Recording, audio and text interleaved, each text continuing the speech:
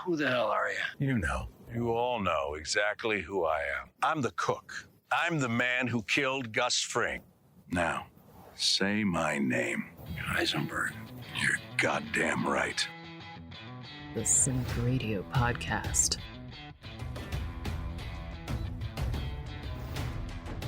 Hi, I'm Chad L. Coleman, Tyrese from The Walking Dead, and Cuddy from The Wire, and you are listening to the Cinik Radio Podcast. Here are your hosts, Cinik. Hey, the facts are Spider-Man belongs in the MCU. Sony was delusional thinking they didn't need Marvel, and now he's back. And we, the fans, are 100% proudly responsible for that. Igrihe. As long as DC wants to make dark and gritty movies, they're going to lag behind Marvel in every category. And Ryan. Batman vs. Superman is objectively better than Infinity War. IG, did we just forget Kim? You guys completely suck. This is the greatest show of all time. This is episode 127 of the Cinik Radio Podcast, and I'm your host and imaginary friend, Cinik. And with me, as always, my co-hosts and two people who feel none of this would have happened if Jack was just left alone to write, Igrihe and Ryan. And on this week's show, we were reviewing the latest offering from Stephen King, Dr. Sleep. Will this movie double back and leave you to freeze to death in the hedge maze? Let's find out. Ryan, right away, we are transported to 1980 with a big wheel riding Danny tearing through the Overlook in all its glory, spending some quality time in the hotel's namesake. Would you have been cool if Dr. Sleep was set in the Overlook all the way through? No, I think it's a different, unless it was like a prequel, I think it's a different kind of movie and a different kind of story. So I think that it's what happens to Danny Torrance after the events of it. So I wouldn't want it to be stuck in the Overlook. I feel like it would just be a retread and we'd be in a position where we'd have something that's not nearly as good as the original. IG, the powers that be recast the actors rather than CGI their faces onto an older cast. Do you think that was an artistic choice or a budget restriction? Either way, I think it actually worked really well. I mean, seeing them back in the Overlook, I wasn't taken out. Like it just looked like them. They would pick people that looked very close to the original actors. Obviously, it's not exactly the same, but because of the actual time frame between these movies coming out, unless like you sit and watch The Shining every other week, you probably have had maybe a couple of years since you've seen it. Like I know for me, it had been a couple of years. I didn't watch it going into this. I just wanted to kind of go in fresh.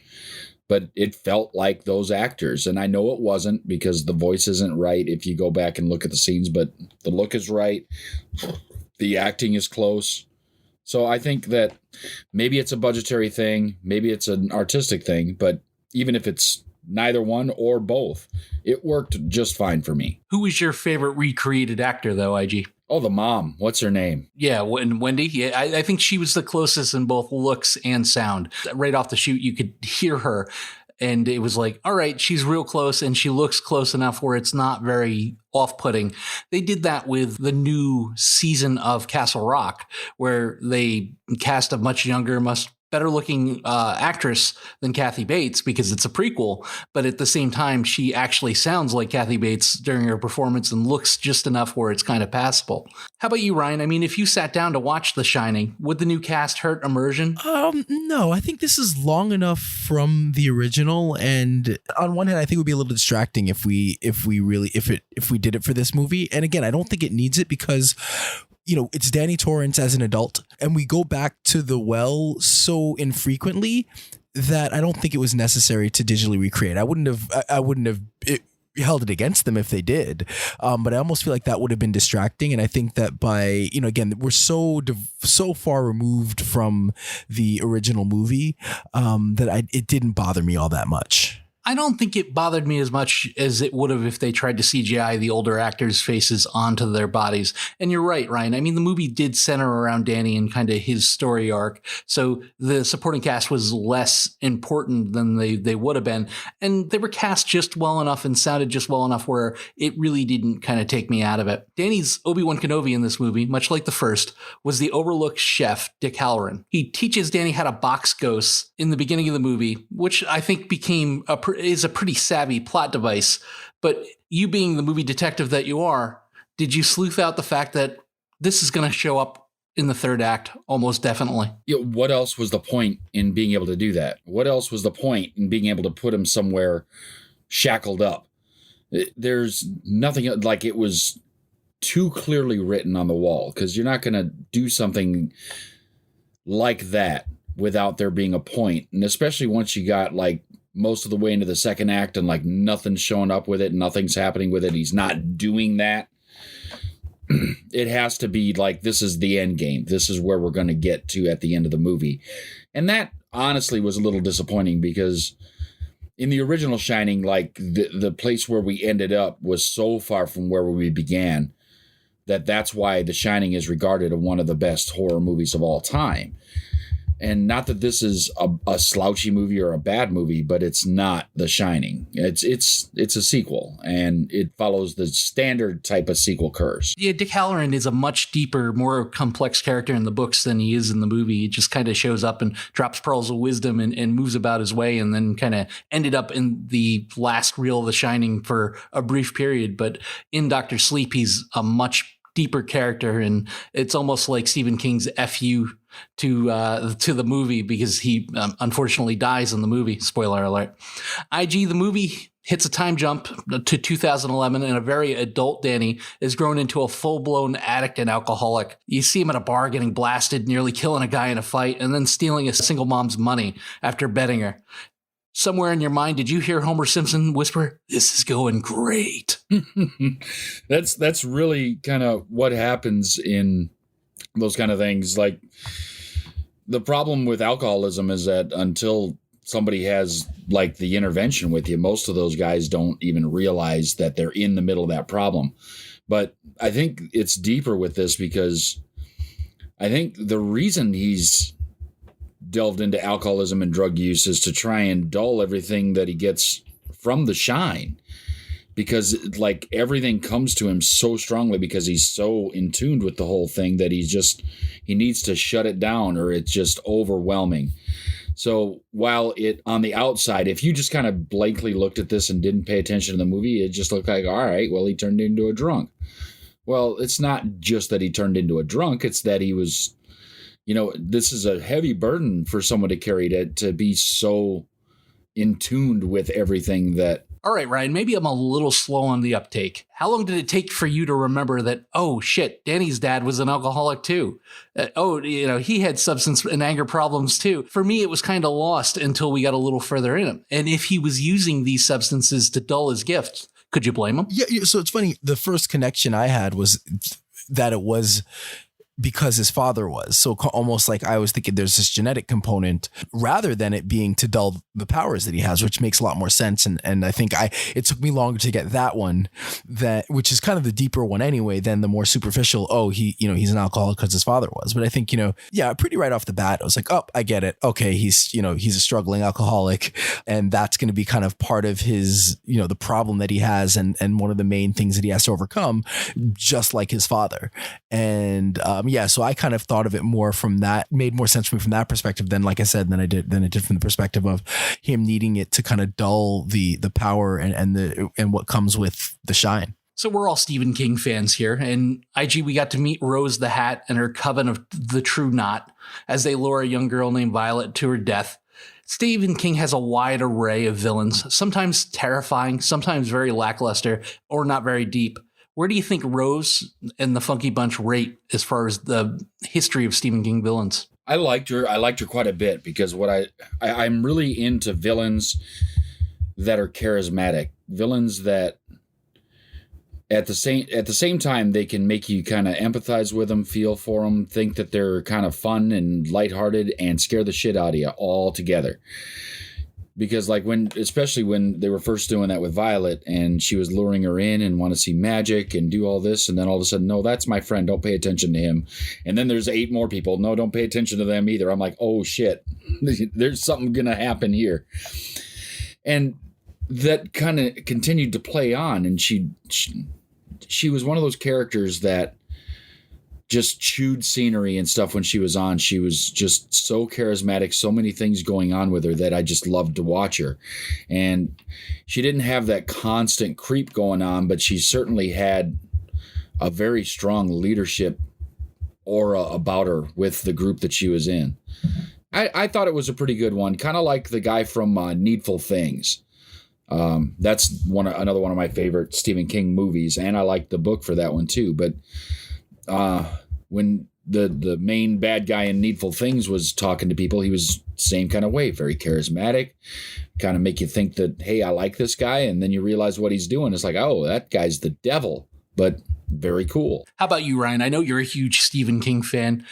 Would Rose the Hat show up in your nightmares if you were a younger person? I think she was a great villain. And I think like Ig said, she chewed up the scenery. I think she was really, you wanted to watch her whenever she was on the screen. And I think she made for a kind of an imposing villain and somebody who I just didn't feel like she was terrifying.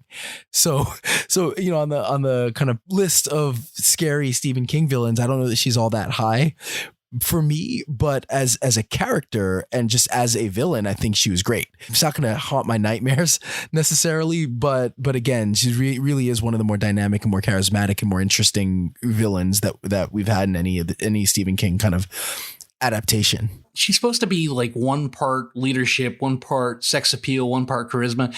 And I just didn't get the sex appeal from her. In the book, she's described as the most beautiful woman that Snakebite Andy had ever seen. And I'm not getting that from her. I mean, she had nice eyes, but I wasn't in love with her being the main villain in this movie because I frankly wasn't scared of her. Obviously, later in the movie, they show she's much more powerful than she appears. But I don't think we dug deep enough into the character to kind of really be afraid of her as like one of the ultimate villains in the pantheon of Stephen King villains. The True Knot seems to be a cult of energy like vampires, but not the lovable, annoying type like we've met or were introduced to in What We Do in the Shadows. What do you think this team was? Do you think it was their life force? Do you think it was their energy? Do you think it was their soul? And why do you think they only fed off the gifted? I think that it's got to be a thing that only the gifted have. I think the steam is the soul of the gifted, and the reason it can be extracted is because it's a gift. And if you pull that out of them, it not only do they lose their gift, but they lose their being, right? And I don't know, it's got to taste so good to them because the stronger the gift, the more, I guess, energy, or maybe it's just like eating Snicker bars, right? You can get some cheap piece of nonsense like chalky chocolate, or you can get like a really nice, like big fucking molten lava brownie and everything. And that's the one that they want. And so they'll get what they can get whenever it's just convenient. But when they find somebody really special, man, that's what I think that whole jar thing was, when someone's special, we're going to keep some of it in this jar. It's like the midichlorianification of the Stephen King universe. And it almost like takes something, that the Shine, which is this mystical, almost magical thing, and almost grounds it in reality, not really, but kind of, because it makes it like a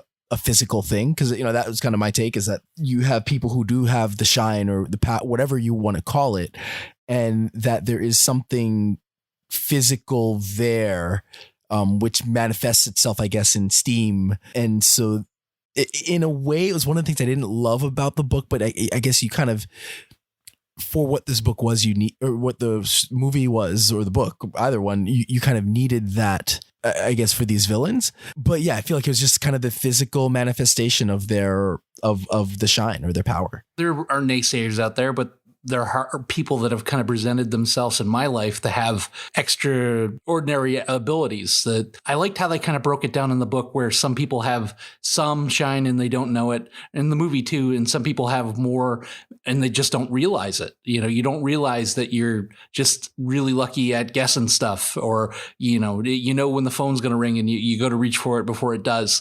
And I liked how they kind of counterbalanced it with, there are powers of good out there and people using it to help others. And then there was also, dark evil forces kind of pushing back against that. And you always need to be careful where you show your abilities and who you show them to.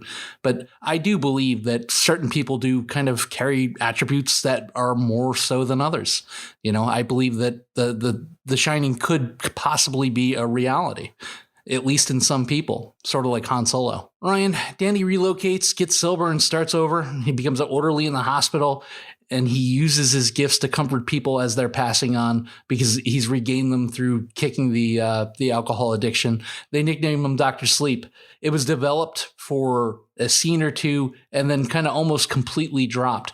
Do you think they could have done slightly more with it? Maybe developed it a little bit more since it's the name of the movie? Yeah, I was going to say, I think, look, it's a long movie to begin with. So I think that you're going to have to cut from somewhere.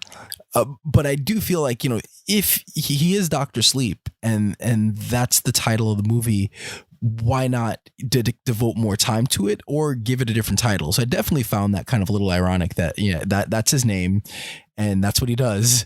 And he does have this interesting ability and something that it would have been interesting to see it develop more. Like how does he communicate with people? How does this affect people? Give us more about that, but we really didn't. And the kind of Dr. Sleep character doesn't come out in the ending in any way that makes us think, oh, that ties it together.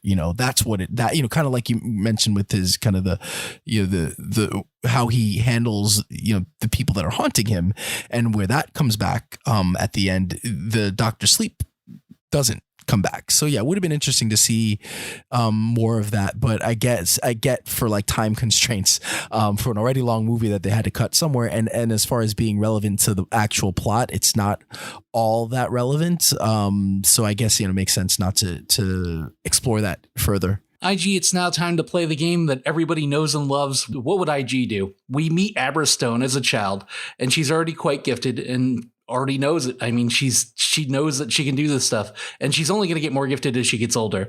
You walk into the kitchen and you see all of your spoons stuck to the ceiling. As a parent, is it time that you go out for smokes and never come back? Yeah.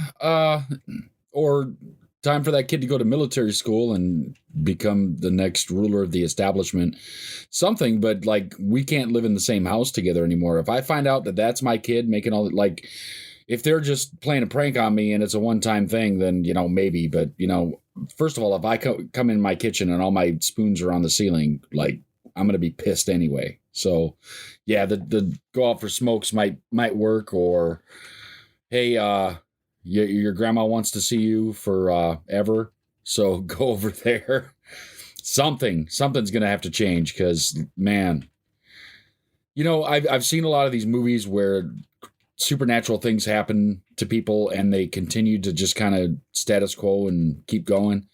I don't know how the hell that happens, because I'd be among the people that would be like, when the house like growls, get out at me, I'm leaving. Never coming back. Like, I would just leave all my stuff there. If the house growled at me, I would just, it would be like, all right, I'm not going to stop driving until the car runs out of gas. And then when the car runs out of gas, I'm going to steal somebody else's car and drive their car out of the gas.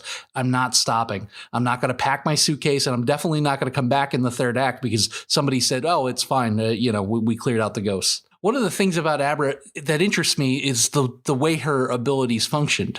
And like I was saying, that I believe that there are people that do exhibit it. It's almost like a flower in the snow. Everything is dark and gray and the snow is piled up and there's just that one flower that's surviving amongst all else. So I don't know if I would go out for that pack of smokes and never come back, but I certainly wouldn't ground her or tell her she couldn't have dessert ever. We jump to 2018 and the True Knot is starving and they're desperate. They track down a young baseball player in Iowa named Bradley and lure him into a van, bring him to a remote location, and murder him slowly to maximize his steam output. As a parent, how uncomfortable was that to watch? On a scale from 1 to the Pulp Fiction pawn shop, how badly did that bother you to sit there and see them torture that little kid? That was pretty tough. And I kind of feel like I've watched enough TV and watched enough horror to not be fazed. But that was rough. And to do it to a child and the fact that, a lot of times in movies or TV, we're kind of, they'll show the kid and they'll show them look terrified, or they'll have a close up on the villain and then looking villainy, and then they cut away and it's just implied what happened. But this they go for it in a way that I did not expect, and maybe makes for the scariest part of the of the movie, really. But yeah, I was really shocked that they really went that far, and it was that brutal, and I was not expecting it, and was not ready for it. But it cemented them as villains and as people, because on one hand, there's the part of me that's like, well, I mean, they're just trying to survive. So you kind of like, look, at the end of the day, we murder, or kill, or whatever you want to say, we hunt animals, and we don't think twice about it. So what if they're just kind of an evolved form of human? Like I've always thought about that. Like, what if super intelligent aliens come here and they feed on humans? They're not really wrong for killing us. They're just trying to eat, and doing similar to what we do to other animals. So, in some ways you can kind of empathize with them. But as soon as you see them do that, and all empathy gets out the window, and it's like, no, they're horrible. They're the villains. They need to die.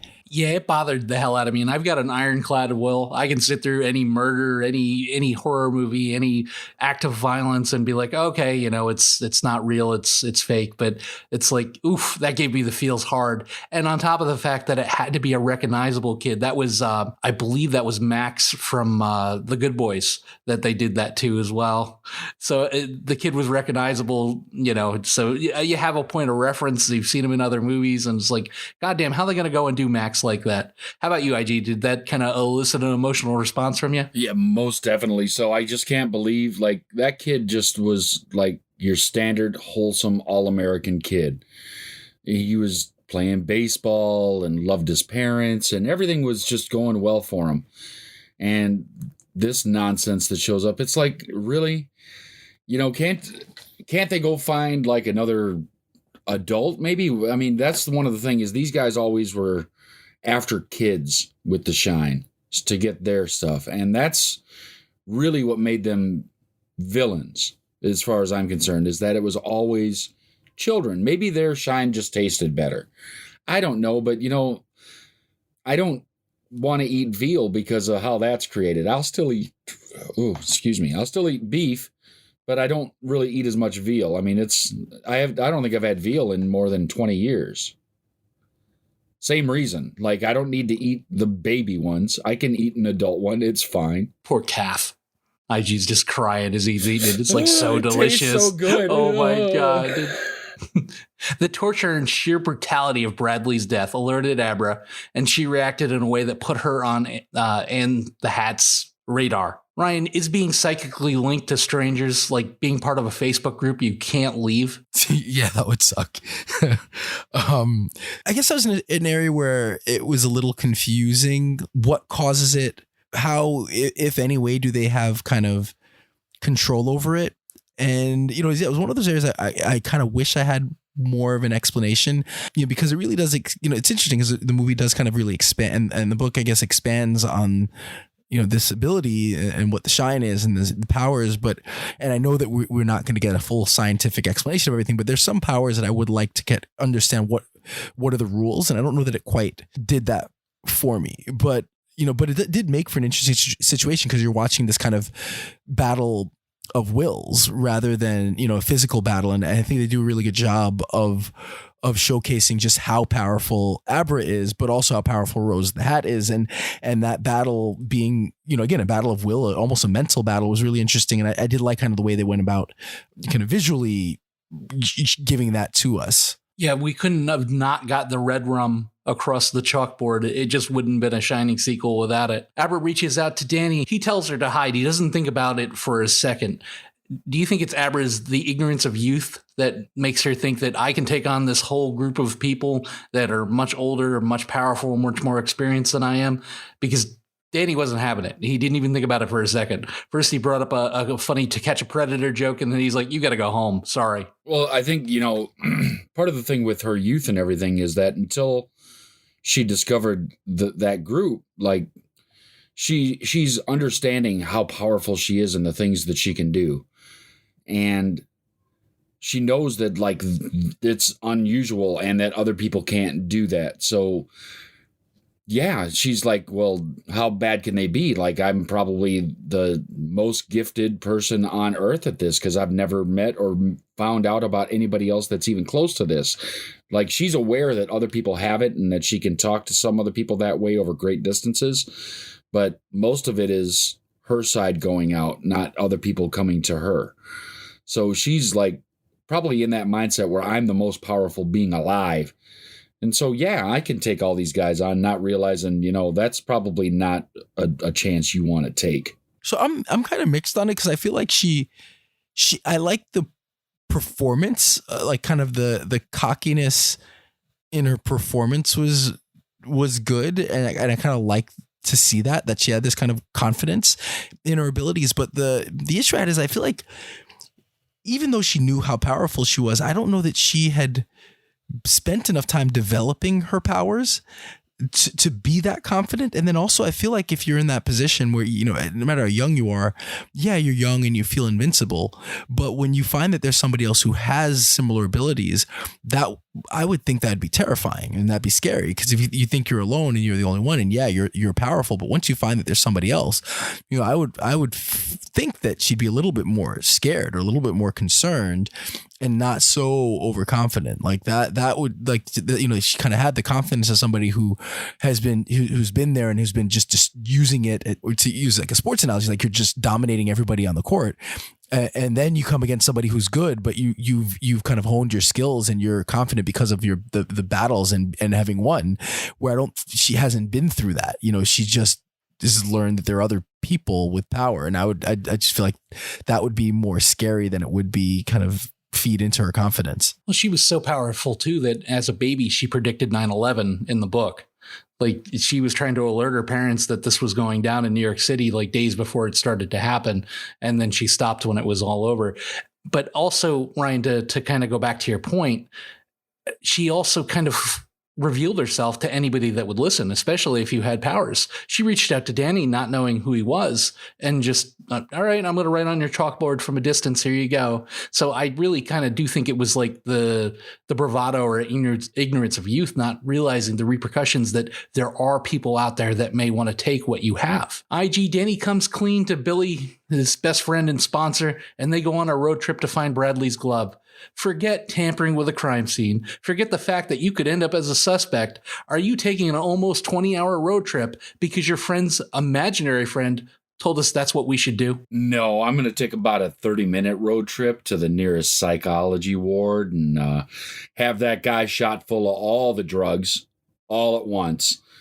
Because, and especially if he can get inside my head and make me believe everything that's going on, because man, I don't want no part of that. That's same vein of, spoons on the ceiling. Like if my best friend all of a sudden starts influencing me without actually speaking, but I can hear him talking in my head. Let's start a podcast. Yeah. And years later, here we are. I can't even imagine like somebody doing that to me. Yeah. Either they're going to get the drugs or I am, but somebody's going on drugs real soon. Ryan, in one of the most unexpected scenes in the movie, Rose pays Abra a visit at home, and things don't go exactly as planned. Were you in the theater thinking, this little girl is so dead now? Not only did she survive the encounter with the older, more experienced villain, but came out basically shouting flawless victory. I mean, I was surprised only because, but in a way it's kind of, I don't know if I'm not sure if I liked it or not. It's because I think it subverts your expectations. Could you kind of expect that in a situation like that, that's the point where the villain gets the upper hand, and then you expect that the hero or your protagonist will eventually find a way to victory. But in that case, yeah, it's like a flawless victory, and Rose has a tucked tail. I think initially it bugged me, but I guess I liked that it happened because it just shows you how powerful Abra is. Kind of irons home, that almost like she has this untapped potential. And then there was parts of me that was thinking, well, maybe that will be kind of part of her undoing. Like, it kind of, I was thinking narratively, okay, well, you've now established that she is this powerful. When we do get to that third act, and when we do get to that kind of moment where she could, where they could lose, that it would be her own hubris and her overpowered, and her kind of confidence in that power that might be the thing that potentially leads them to defeat. So then I was kind of thinking of it, okay, well, let's see where this is going to lead us, because clearly they kind of zigged where I thought they'd zag. Now where are they going to take this? And it didn't quite stick the landing from that perspective for me. I thought it hurt Rose's stock, like a fighter that's 10-0 and then gets knocked out in the first round.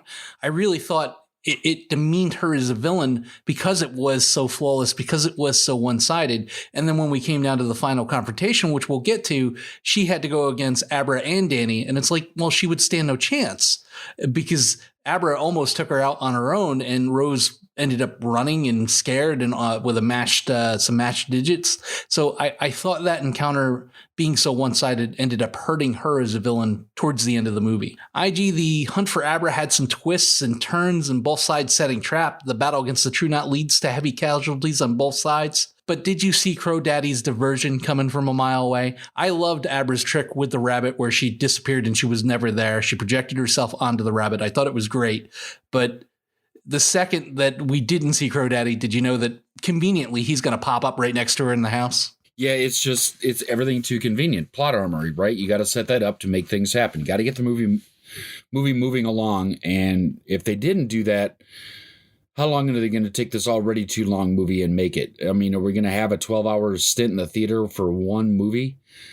They have to do some things, but sometimes it's just not really well set up. And this is one of those times that it was just too easy. And so that took me out a little bit for a moment. I was able to get back in pretty easily, but for a moment I was taken out because I was just like, nah, really? Abra's abduction ultimately led to the death of Crow Daddy. But one of the things that really stuck out in the scene for me, Ryan, was Kelly Curran's acting while Danny was possessing her. Did you pick up on that transformation, and what did you think of the performance? I thought she did a good job of being, Jack in her body, kind of that there was some nuance there that worked for me, and it didn't just feel like a kid trying to make that work. So it actually seemed like she really did a good job of kind of channeling Ewan McGregor's version of the Danny Torrance or Dan Torrance in that moment, and actually really liked it. I thought she was great. She's one of the better performances of the whole thing, and that was one of the things that really cemented it for me, that she really was able to pull off that, which is not an easy thing, and she did a really good job of it. Well, I don't like kid actors, but teen actors are even worse. And I think she did an amazing job in that scene because I really felt that Ewan McGregor was kind of working the strings in it. How she was talking about The Hangover and how she hasn't felt like that in years. I thought I really did stand out as a good performance in that scene. Overall, I think she kind of owned the movie, but in that scene especially. IG, Dr. Sleep danced between the lore of the book and the movie, and The Shining, the book and the movie, especially once we return to the Overlook. From the bloody tidal waves to the camera shots coming up the mountain, what callbacks from The Shining really stood out to you? Oh my God. First of all, like you just said, the blood rushing out of the elevator, and the shot was like a perfect recreation from The Shining, from the original movie. The two little girls showed up at one point, and that to me still, like, I think I dreamed of that the night after I watched this, because I remember that so vividly from the first time I watched The Shining. Those two girls are just the creepiest things that have ever existed. I've seen a lot of creepy shit. Those two girls are still like way up on my list of things that are creepy. The drive up to the Overlook, it was always awesome. And the maze and like how, for whatever reason, no matter what time of year it is, it's basically a frozen wonderland. I really like when they got back there for that part, because they kept going back to things that just, even the ballroom with Jack doing his Jack impression in there. The whole thing, like everything there, like had so many callbacks. It's hard to pick just a couple, but those are ones that I really enjoyed and I thought were very, very well done. Now, Ryan, in the book, The Shining, the Overlook gets destroyed. In the book for Dr. Sleep, obviously it's not there either. But for the movie, to make the third act work, did the Overlook need to be standing, and did they need to be inside it? It's interesting because like the kind of controversy was that one of the things that King didn't like about Kubrick's version is that they don't destroy the Overlook. But then all these years later in kind of film land where visuals are so important, I think if he had destroyed the Overlook in the movie, I think it would have taken away a bit from this movie, because I think they do an amazing job of recreating the Overlook, of recreating some of the iconic scenes. And if you don't have that, I think you lose something, which I didn't expect. I think the cynic in me kind of thought, oh, great, almost, why do we need this last act in the Overlook? It's not this, it's tonally not the same, similar to The Shining. So we don't need to revisit that. But I think on seeing it, it's so well done, and that I'm glad we have it. And so yeah, to go back to kind of that controversy, one of the things that King was happy with them getting right is that they do have a chance to kind of blow up the Overlook this time around and kind of right some wrongs.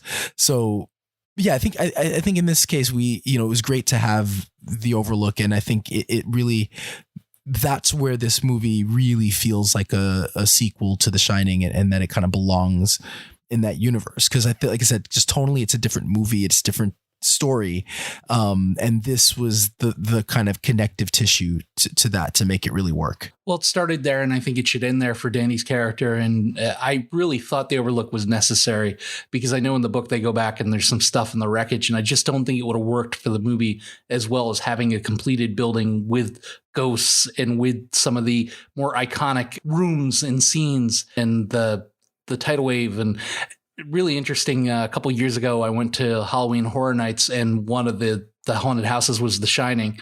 So it really kind of brought me back to that moment where you're going through the ballroom and, the ghosts are everywhere. Very cool scene. And I thought it worked really well. IG Danny meets a familiar face at the bar, the ghost of his father, Jack. However, he refers to himself as Lloyd. The actor who played Jack in this role is Henry Thomas, who was also known for his work in E.T. as Elliot.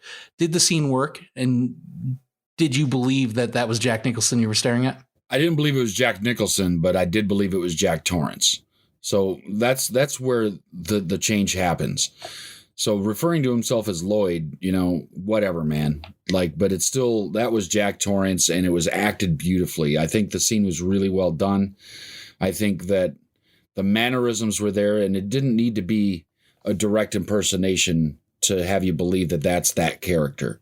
And I think that was a great choice to go the way they went, because he had a little bit of the look, a little bit of the hairstyle, and a little bit of just how he looked, but it wasn't so exact that that's what they were trying to shoot for, was an actual carbon copy to make it look. They let him have his own way, and it was beautiful. And I'm glad that they had that in there, and I'm glad that they didn't try and do a de-aged Jack Nicholson in there and do it that way, because I think that would have taken away from what was a really, really well done scene. Another really great nuance in that performance, too, was that he was Lloyd the bartender. He was selling he was Lloyd the bartender till the point where it felt like Danny hit a nerve. And then he became Jack Torrance. And then he started yelling at him about the responsibility of family and the strain of being the man of the house, and asking him if he was going to take his medicine, which is another callback to both the movie and the book. Ryan, did you notice that, though? He was Lloyd for a little while, and then he became Jack. Yeah, no, absolutely. And that was one of the more poignant scenes of the movie. And one of the things that, again, it ties it really neatly back to the to The Shining. And I think, again, that was one of those moments where I was like, okay, this is a sequel to The Shining. And it was a scene that I didn't think I needed, but I did. And I think it also, and clearly, I think Danny needed that, and needed that kind of the closure that he got, and to be able to be with his father, and yeah, to watch him transition from Lloyd to being Jack, and just the fact that he ended up in the Overlook, and that was always kind of a mystery, not a mystery, but we're never quite sure. He, in the book, it's kind of, it's vague. And then in the movie we see him show up, but in the photo, but to really see him there, and for Danny to interact with him, and also for him to refuse the drink, I think was huge, because in the original, obviously he doesn't refuse the drink. It was a moment, that little subtle moment, but a kind of a moment of growth for him as a character. And I think it really kind of makes that movie work. It makes that scene work. It makes the third act work. Really enjoyed that aspect of it. And also I did like that they didn't go the de-aged Jack Nicholson route. And I liked that he wasn't doing an impression, but doing his own take on the character. And it felt real. And after the first couple moments of seeing, it's not Jack Nicholson, I was fully in, and didn't think again about, he's not quite doing this right, or he's not quite doing that right. Well, Henry Thomas hasn't seen a lot of work since E.T., since he was a little kid. So it's nice that they didn't de-age Jack just so he could get in there. Because I'll tell you what, he kind of acted his ass off in that scene. IG, Danny's grand plan was to lead Rose to the Overlook and release the ghost of his past to battle with her. But was there a huge flaw in his plan? I mean, once she was taken care of, which, by the way, was a little too easy, now they're able to just roam free and him and Abra are stuck in the building with them? Yeah, it seems like a short-sighted plan. I guess in the grand scheme of things, if your only goal is to make sure to deal with the hat, okay, yeah, you certainly got that accomplished. But what now? Like, yeah, he learned how to put them in a box, but when they're all out like that, can you put them all back in boxes? I mean, do you think they're going to go as easily as the last time, or are they pissed off from being in there for so long? I don't know. Seemed pretty short-sighted. Seemed like, everybody's going to die. And quite honestly, I'm okay with a movie where everybody dies. And of course, we don't get that. We never do. There's always got to be a little bit of ray of sunshine. And can we please just get a horror movie where everybody's dead at the end? Like everybody? Like, I'm fine with that. That would be good. Yeah, it was kind of as short-sighted as the underwear gnomes plan. You steal underwear and then steps 1 and then step 3 is profit. But you don't know what step 2 is. It's like step 1, we lure Rose there and the ghost killer. And step 3, we get away. It's like, all right, Danny, what are we going to do once these guys are all out of the box here? Danny becomes Jack, chases Abra through the halls of the Overlook. And like his father before them, at least in the book, decides that he's going to use the boiler to destroy the building.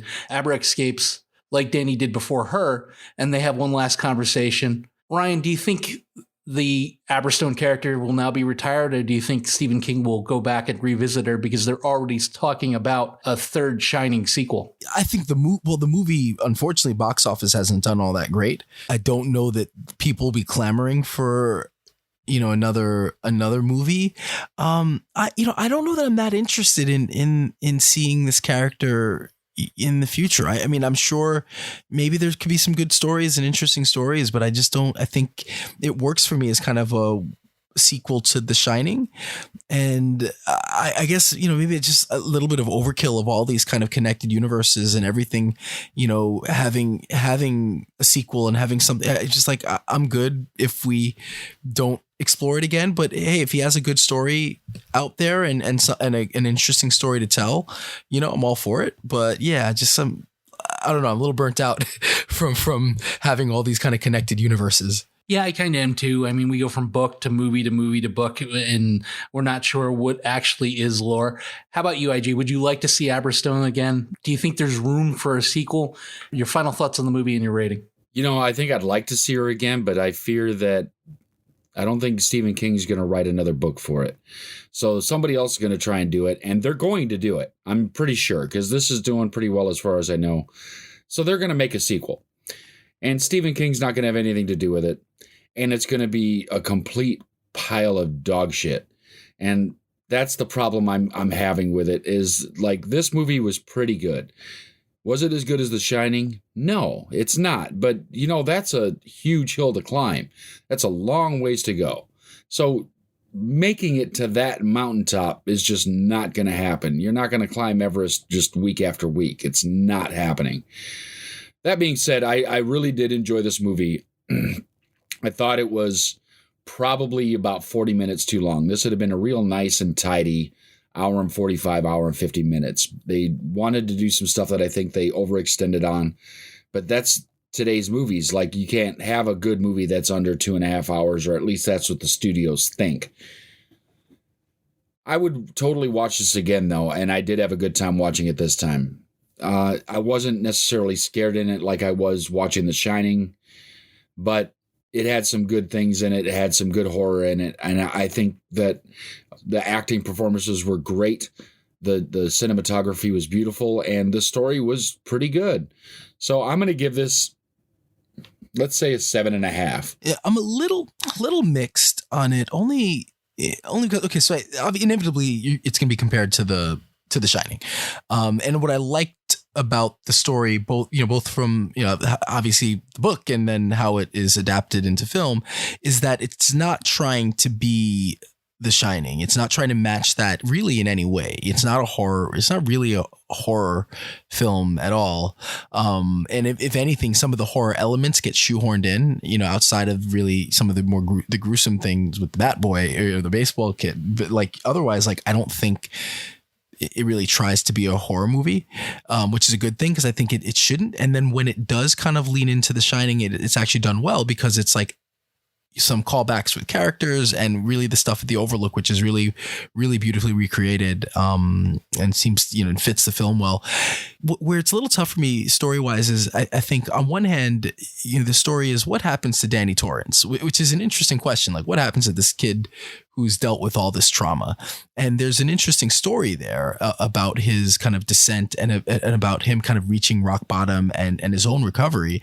But then there's also the story of Avra and the True Knot. And, in some ways I feel like they were stories that all kind of belonged in different stories or their own stories. Cause I almost would have liked to have seen a little bit more about Dr. Sleep and about Danny Torrance kind of redeeming himself almost without Abra and almost having that be the third story.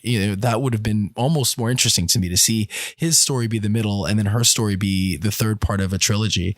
Instead, it felt it was a little long, but it almost felt like we didn't get enough information and we didn't get enough story because there were things missing because we had to tell so many kind of different stories at once. And then we had to revisit, the Overlook and spend a lot of time there because we have to. I feel like there was a lot there, and I guess it had to be there because of the book.